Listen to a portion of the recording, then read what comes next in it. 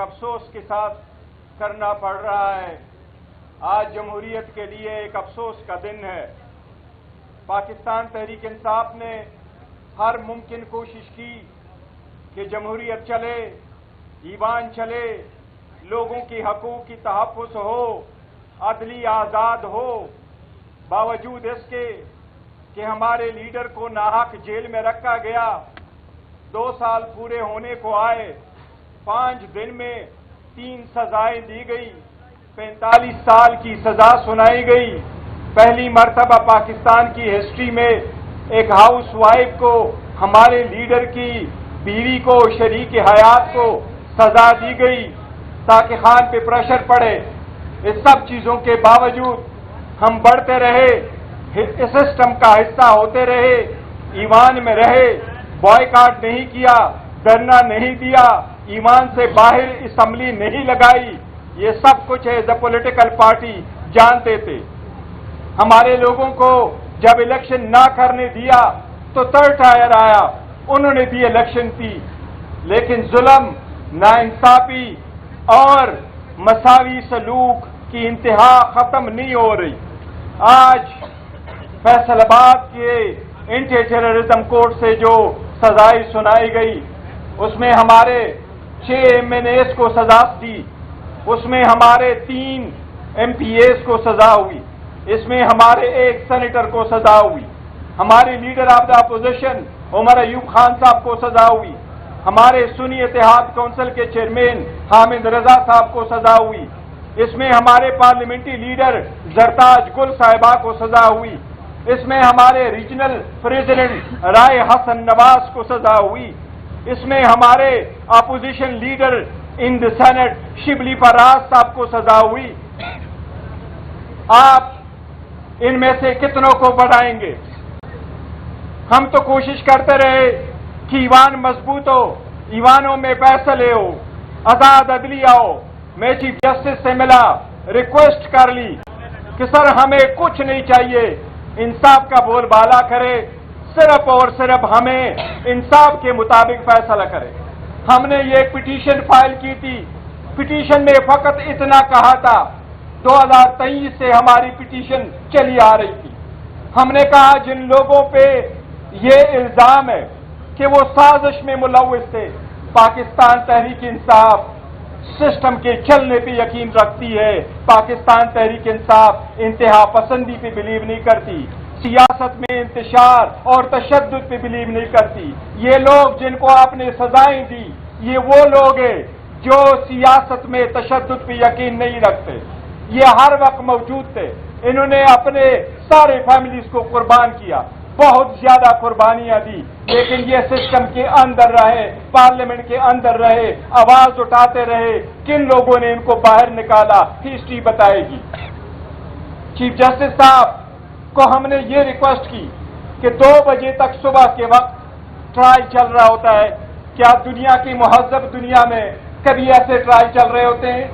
ہم نے پٹیشن 2023 میں فائل کی، ہم نے کہا قانون یہی ہے کہ جس کے خلاف 1 سے زیادہ FIR ہو، وہ ساری کی سارے کیسز آئین اور قانون کے مطابق رک جاتے، اس بندے کا ایک کیس میں فیصلہ ہو جاتا ہے، اگر اس میں اس کو سزا ہو جاتی ہے باقی فیصلے لاگو ہوتے ہیں، اگر وہ ایکوٹ ہو جاتا ہے وہ اس پہ لاگو ہوتا ہے۔ آج تک 2023 سے وہ پٹیشنیں پینڈنگ ہے، ہمارے فیصلے نہیں ہوئے۔ یہ جو فیصلے آ رہے ہیں اس سے ملک اور قوم کا سخت ترین نقصان ہو رہا ہے، اس سے ڈیموکریسی ڈیریل ہو جائے گی، اس سے ڈیموکریسی ایٹ اسٹیک ہے۔ الیکشن کمیشن گھنٹوں کے حساب سے ہمارے بندوں کو ڈسکوالیفائی کر رہا ہے۔ آئین کہتا ہے کہ صرف اور صرف وہ لوگ جو مارل ٹرپیچیوڈ میں اقوال ہو ان کو ڈسکوالیفائی کیا جا سکتا ہے۔ الیکشن کمیشن ایک اسٹروک آف اے پین سے صرف رات کے وقت بیٹھ کر کے سارے نوٹیفیکیشن کر رہا ہے۔ یہ وہی الیکشن کمیشن ہے جو ہم جنوری 2025 کو اس کی مدت ختم ہو چکی ہے، ہم کہہ رہے تھے اور چیئرمین الیکشن کمیشن آ جائے اور 2 ممبران صاحبان آ جائے، آج تک وہ نہیں ہوا۔ اگر ایک سب سے بڑی پولیٹیکل پارٹی کے رہنما، رہبر، اس قوم کے دل پسند جن کے سے لوگ ان کے نام کو لینے کے لیے ترستے ہیں، وہ عمران خان صاحب ہے، अगर उन पे पाबंदी लगाओगे, उसके पार्टी को आइसोलेट करोगे, उनको स्पेस नहीं दोगे, ये जो तशद्दुद पे बिलीव नहीं करते, इनको पार्लियामान से निकाला जा रहा है, तो कौन लोग इसकी स्टे लेंगे? कोई लोग तो है जो इस सिस्टम को लपेटना चाहते हैं। हम चाहते हैं कि ये सिस्टम चले, हम चाहते हैं हमारा लीडर बाहर हो, हम चाहते हैं ईमान मजबूत हो, लेकिन एक इन सर्कमस्टांसेस में इंशाअल्लाह ताला पाकिस्तान तहरीक इंसाफ की पॉलिटिकल कमेटी, पाकिस्तान तहरीक इंसाफ की कोर कमेटी खान साहब के सामने इंशाअल्लाह इसको रखेंगे। आइंदा ईवान में क्या किरदार हमने प्ले करना है, क्या इस ईवान में वापस जाना है, क्या इस ईवान के हमने बॉयकाट करना है, क्या इस सिस्टम के हमेशा से बॉयकाट करना है, क्या हमने तहरीक चलानी है, पाकिस्तान तहरीक इंसाफ इसका बहुत जल्द फैसला करेगी। सारे केसेस सियासी बुनियादों पे बने हैं, सारे बेसलेस से दुनिया इसको एक्सेप्ट नहीं करेगी, हम इनको रिजेक्ट करते हैं। इंशाअल्लाह ताला इनको हाई कोर्ट में चैलेंज करेंगे, लेकिन अदलिया पे एक सवाल या निशान होगा। जब दो की लड़ाई होती है तो लोग अदलिया की तरफ, उम्मीद की तरफ देखते हैं। अदलिया से लोग मायूस हो रहे हैं, मायूसी खत्म हो रही है।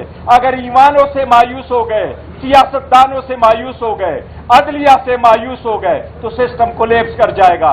मैं समझता हूं आप भी वक्त है, होश के नाखून ले, इस सिस्टम को बचाए, वरना ऐसा चलता रहा तो मेरा ख्याल है मुल्क और कौम का बड़ा नुकसान हो जाएगा। 5 अगस्त को आप एहतजाजी तहरीक करने जा रहे हैं, ये जो फैसला है इसके बाद भी आप कोई मुफाहमत की गुंजाइश आप लोगों के लिए बचती है? देखिए, मुफाहिमत की बड़ी खान साहब ने कोशिश की।